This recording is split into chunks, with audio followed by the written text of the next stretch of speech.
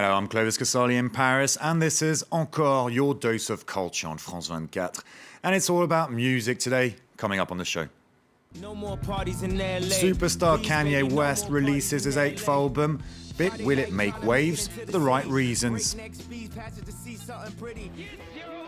Mick Jagger meets Martin Scorsese for a new TV series exploring the world of sex, drugs, and rock and roll.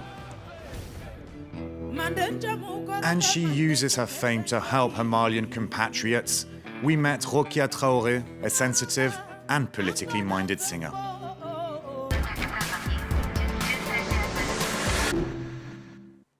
And our music editor, Mark Thompson, is on the set. Welcome. Hi, Clovis. Today we're talking first of Kanye West, one of the big names in the world of music. He's releasing his 8th album. Obviously, he's often in the tabloids because of his marriage with Kim Kardashian, but he is a musician. So let's talk about his music. He said that this album is the best of all time. Then he corrected it, saying it's one of the greatest of all kinds of all time. That's what he said on Twitter. What do you think? Very modest, yeah. As always with Kanye, you've got to put it to his ego to one side.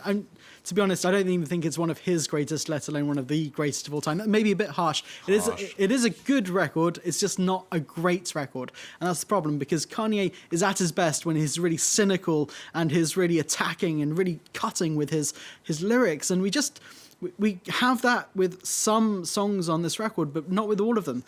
I think it's kind of softened his tone a little bit since becoming a husband and since becoming a father. And that Family man. Exactly, and that's completely understandable. And so we see in songs that he's made with Paul McCartney earlier before this record, and they're a lot softer, a lot more tuneful, a lot more introspective. Whereas we've got songs, and that actually does follow through with Wolves on the album, which is made with Sia. And again, that's a very introspective, very personal song, but it's a bit too soppy for Kanye for me. I really want to see him going out there with energy and attacking just the system, which is what he's best at.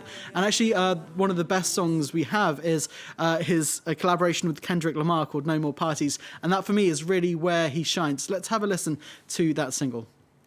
Luxury taste buds and the Louis Vuitton still got all of my pay stubs. Got pussy from beats I did for niggas more famous. When did I become A-list? I wasn't even on A-list. Strippers get invited to where they only got hired. When I get on my C job, somebody gon' get fired. I was uninspired since Lauren Hill retired.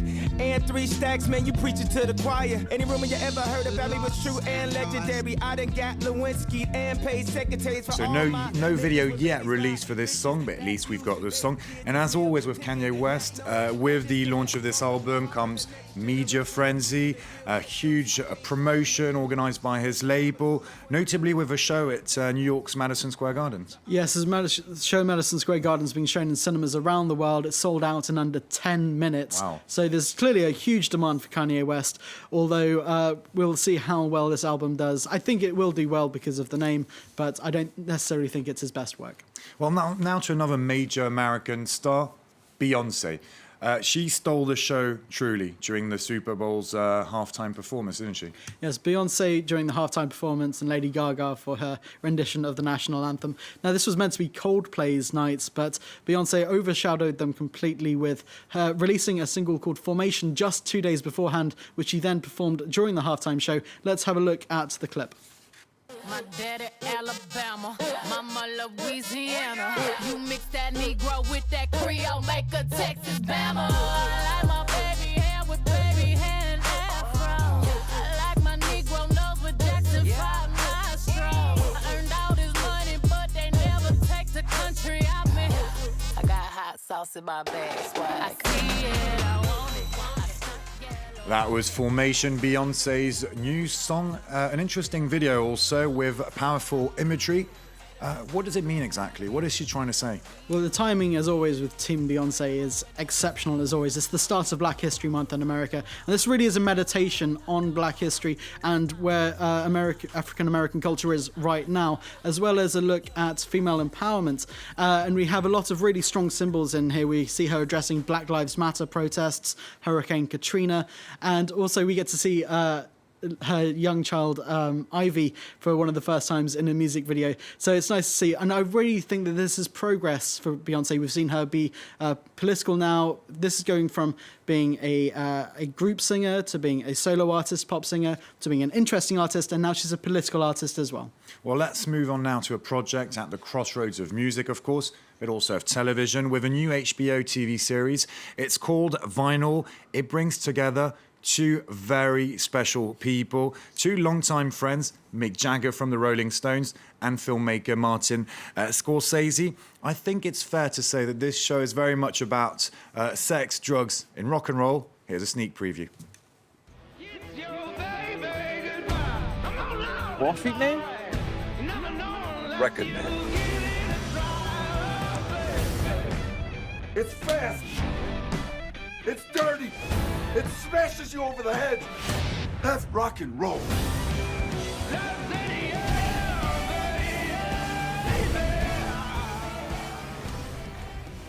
We can only imagine that it's autobiographical, at least in parts. Well, Jagger's been pitching this as a film for the last 20 years, pretty much, to Scorsese. As you say, they're good friends.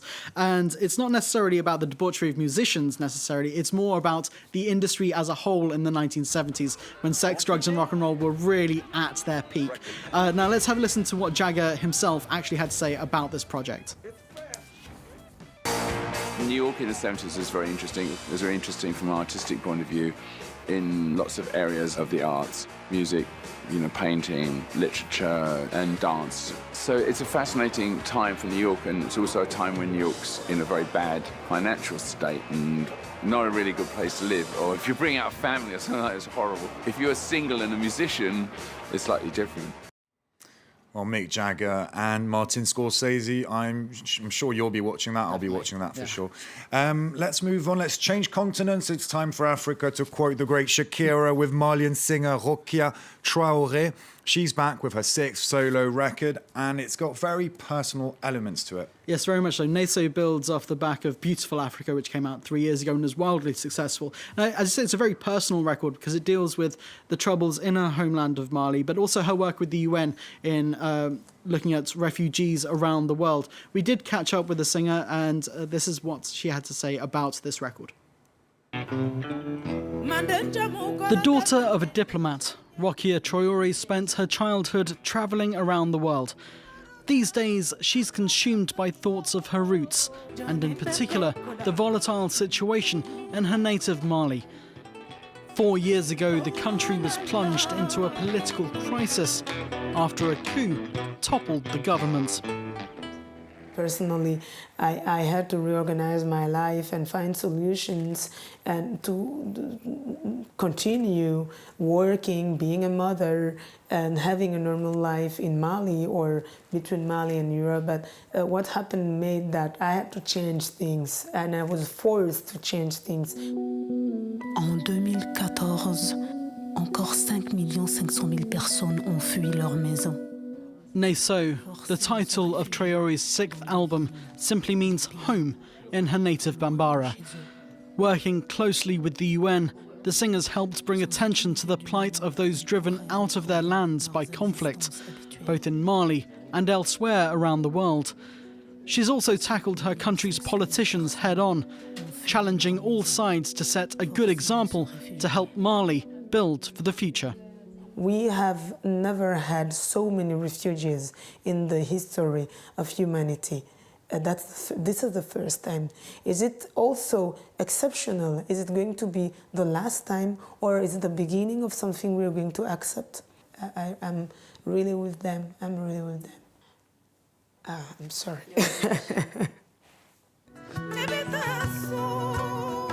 Traoré was able to call on musicians from across Western and Central Africa for help with this record, but also from further afield. There are cameos from Led Zeppelin's John Paul Jones and celebrated folk artist Devendra Banhart. And she's lending her talents to others too.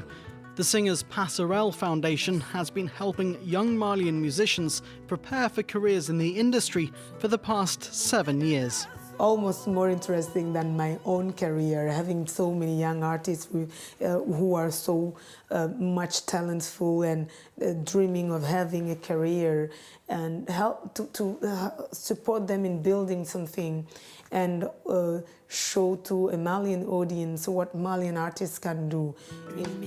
The tour in support of Neso will take Traoré away from her roots once again, with shows across Europe and in the United States, giving her another stage to spread awareness about refugees and the challenges faced by her beloved Mali. And to end the show, we've got a French rock band. Probably not all of our viewers know Louise Attaque, but you definitely do if you were living in France or interested in French music in the late 90s. And they're staging, Mark, a much-awaited comeback. Definitely. This is almost their 20th anniversary. And as you say, back in the 90s, their first record is still one of the best-selling French rock records of all time. And what I'm happy to say is that they're back for the right reasons. It does seem that they're coming back with fresh ideas, a fresh take, a fresh emphasis. And it's a very interesting record. They did separate. This is their first record in 10 years.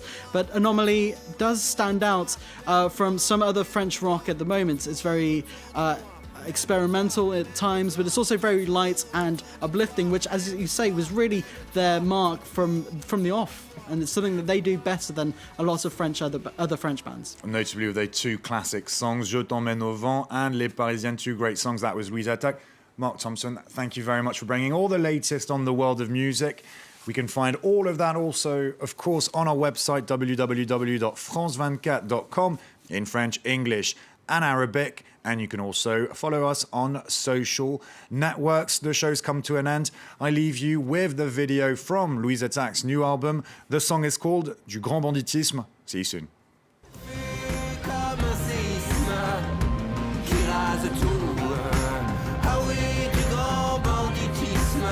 Tout a tremblé chez nous. Ça fut comme un séisme qui rase tout. Ah oui, du grand banditisme. Tout a tremblé chez nous. Tout là-dedans. Ça fut comme un séisme qui rase tout. Tout là-dedans. Ah oui, du grand banditisme. Tout a tremblé chez nous. Reporters. A vast 3,000-kilometre rail network covering 5 countries and costing €2.5 billion. The Bolloré Group's West African project is nothing if not ambitious. Alongside political instability and security issues, the project has been fraught with risk and controversy, including accusations of neo-colonialism. But stakes are high: the transportation of tons of uranium, iron ore, cotton and cocoa. All aboard for the West African Express. Reporters on France 24 and France24.com.